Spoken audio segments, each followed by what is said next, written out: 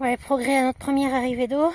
Donc on avait mis le thé, là on l'a enlevé pour faciliter l'insertion des... On a tout monté d'abord et après on a réinstallé le thé. Là on les installe juste pour essayer si tout va bien, si l'eau coule normalement. Après ils seront bien droits, bien perpendiculaires comme ça. Voilà.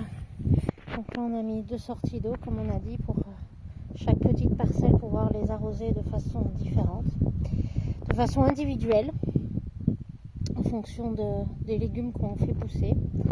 Alors comme vous avez vu, on a ouvert un pot, voilà, on a fait sortir la vanne.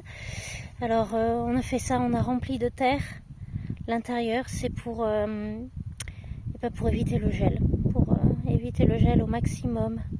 Il gèle pas trop, on est dans le sud, ça gèle pas trop, mais il y a quand même des moins quelque chose qui des fois fait geler. Pareil pour là on a enterré déjà toute la première partie, comme vous voyez on voit plus du tout le collier de prise en charge, et on a fait une petite butte et on a mis la ligne là pour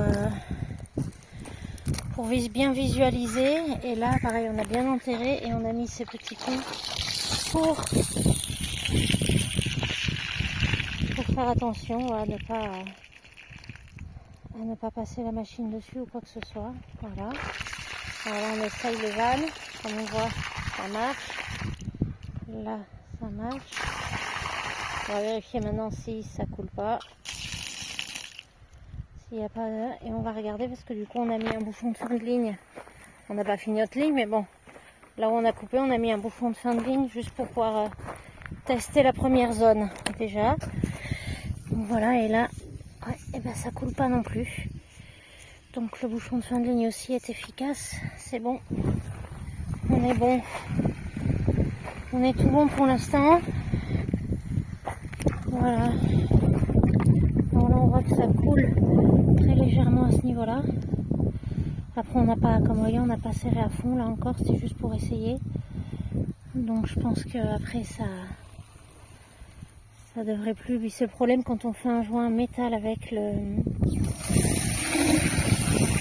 du plastique, on a souvent des problèmes on a beau avoir mis des joints en tesson, etc. On a du mal à s'insérer.